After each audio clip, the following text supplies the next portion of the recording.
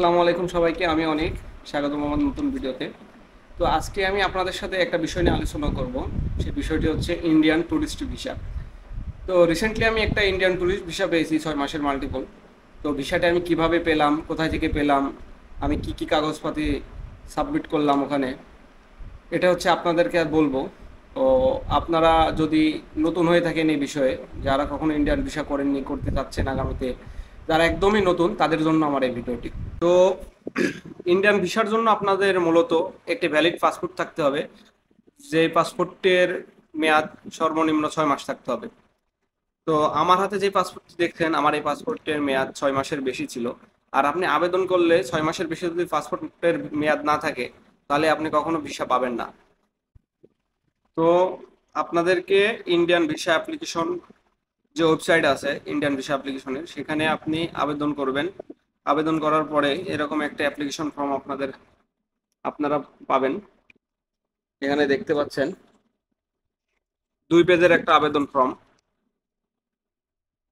তো আবেদন ফর্মটিতে আপনি যেখানে সিগনেচার করবেন, প্রথম কাজ হচ্ছে সিগনেচার না, প্রথম কাজ হচ্ছে আপনাদেরকে একটা 2x2, যে এখানে লেখা আছে ফর্মের মধ্যে 2x2, আপনাকে ল্যাব প্রিন্ট ছবি, ব্যাকগ্রাউন্ড সাদা, এখানে লাগাইতে হবে। আর এই ছবি লাগানোর পরে নিচে আপনি পাসপোর্টে যেরকম সিগনেচার করছেন, ঠিক সেম সিগনেচার এখানে একটা করবেন, আর দ্বিতীয় পেজে এখানে আর একটা করবেন।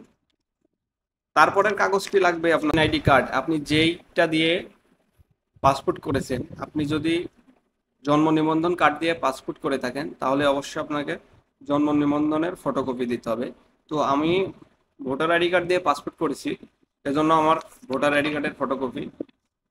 3 নম্বরে আপনাকে দিতে হবে যে কাগজটি, সেটি হলো বিদ্যুৎ বিলের কাগজ। বিদ্যুৎ বিলের কাগজে আপনার যেই অ্যাড্রেসটা দেওয়া আছে ইন্ডিয়ান ভিসা অ্যাপ্লিকেশন ফর্মে, সেই অ্যাড্রেসটি দিতে হবে।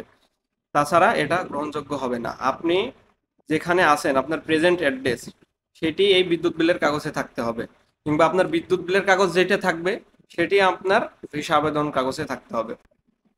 3 নম্বর কাগজটি যেটি লাগবে সেটি হচ্ছে ব্যাংক স্টেটমেন্ট। আপনাকে 6 মাসের ব্যাংক স্টেটমেন্ট দিতে হবে, 3 মাসের দিলেও হয়। আমি দিয়েছি 6 মাসের, আমার 6 মাসের লাস্ট ব্যাংক স্টেটমেন্ট দিয়েছি। তো অনেকে আছে স্টুডেন্ট যাদের কোনো ব্যাংক অ্যাকাউন্ট নাই, সেক্ষেত্রে আপনারা কি করবেন? সেক্ষেত্রে আপনারা করতে পারেন ডলার এন্ডোর্সমেন্ট করতে পারেন আপনার পাসপোর্টে, যে কোনো ব্যাংক থেকে। দ্বিতীয়ত আপনি করতে পারেন আপনার বাবা অথবা মায়ের ব্যাংক স্টেটমেন্ট দিয়ে আপনি ইন্ডিয়ান ভিসার জন্য আবেদন করতে পারেন। তারপরে আপনাকে যে কাগজটি দিতে হবে, আপনি যদি কোনো কোম্পানিতে জব করে থাকেন, তাহলে সেই কোম্পানি থেকে একটি এনওসি লেটার নিয়ে দিতে হবে। আর আপনি যদি স্টুডেন্ট হয়ে থাকেন, তাহলে অবশ্যই স্টুডেন্ট আইডি কার্ড দিতে হবে।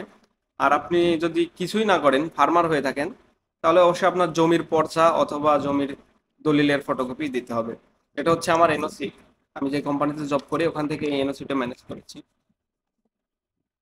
তারপরে আপনাকে যে কাগজটি দিতে হবে সেই কাগজটি হলো, আপনি যদি কখনো ইন্ডিয়ান ভিসা করেন, ইন্ডিয়াতে যান, সেই ভিসার ফটোকপিটি দিতে হবে। আমি এর আগের বার ইন্ডিয়ান ভিসা করেছি, সেই ভিসাটির ফটোকপি। তারপরে আপনাকে আপনার মূল পাসপোর্টের ফটোকপি দিতে হবে।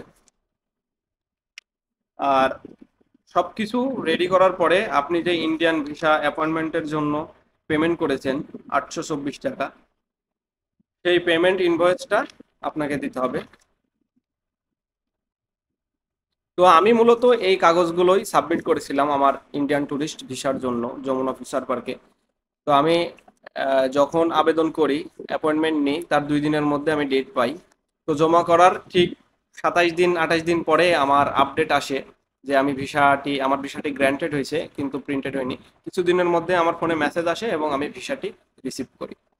আর আপনাদের যদি বিষয়টি বুঝতে অসুবিধা হয়, কোনো যদি প্রশ্ন থাকে, অবশ্যই কমেন্টে জানাবেন। আমি আপনাদের প্রশ্নের উত্তর দেওয়ার চেষ্টা করব। তো এই ছিল আজকের ভিডিও। আপনাদের যদি ভিডিওটি ভালো লেগে থাকে, অবশ্যই আমার চ্যানেলটি সাবস্ক্রাইব করবেন, আর আমার ফেসবুক পেজটিতে ফলো দিয়ে আমাদের পাশেই থাকবেন।